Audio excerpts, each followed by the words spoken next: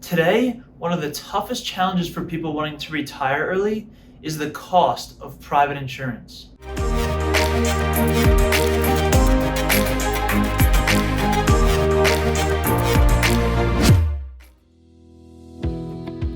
But there's hope.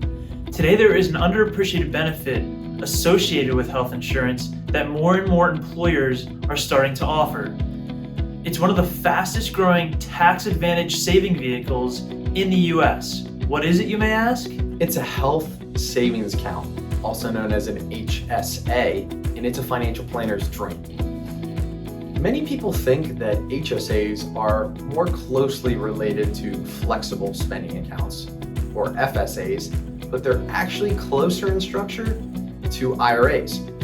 For example, in an HSA, you can contribute up to a certain limit every year, much like an IRA, and you can take those dollars, invest them in stock and bond mutual funds every year, just like an IRA. HSAs do have a superpower that most other retirement accounts don't have, and that's a triple tax advantage. The first advantage is your contributions are pre-tax or tax deductible. The second advantage is your interest and earnings are tax-free. And the third advantage is any withdrawals for qualified medical expenses are also tax-free. This tax advantage translates into greater growth in spending power, and the longer the time horizon, the greater the advantage. The following graph displays the tax-adjusted values of $1 of marginal income invested in tax-favored and taxable accounts over 20 years.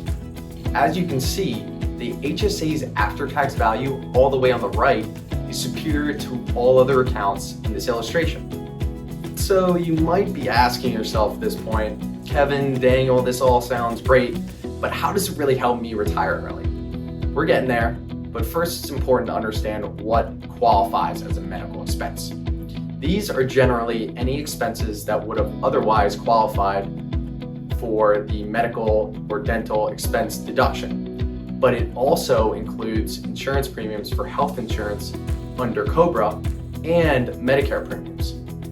But for most, COBRA is still only going to cover us for 18 months.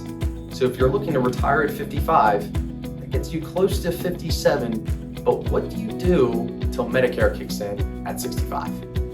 To get that triple tax advantage of an HSA, the withdrawals must be used for a qualified medical expense. But rules for those withdrawals are relatively flexible. To make the most of the flexibility requires careful record keeping, but if you can do so, the benefits speak for themselves.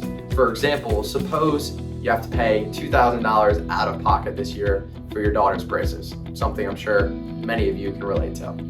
Save that receipt because there's no time limit between when you incur the qualified medical expense and when you have to withdraw the corresponding amount out of your HSA. You could use that bill in 10 years from now to withdraw the funds tax-free to pay for your daughter's college tuition or to maybe pay for your own private medical insurance premiums until Medicare kicks in at 65. HSAs are a financial planner's dream. However, whether it's a viable strategy depends on how much one can afford to save and spend on out-of-pocket healthcare. The ideal strategy is to treat the HSA as a long-term investment account by paying for current medical expenses out of pocket.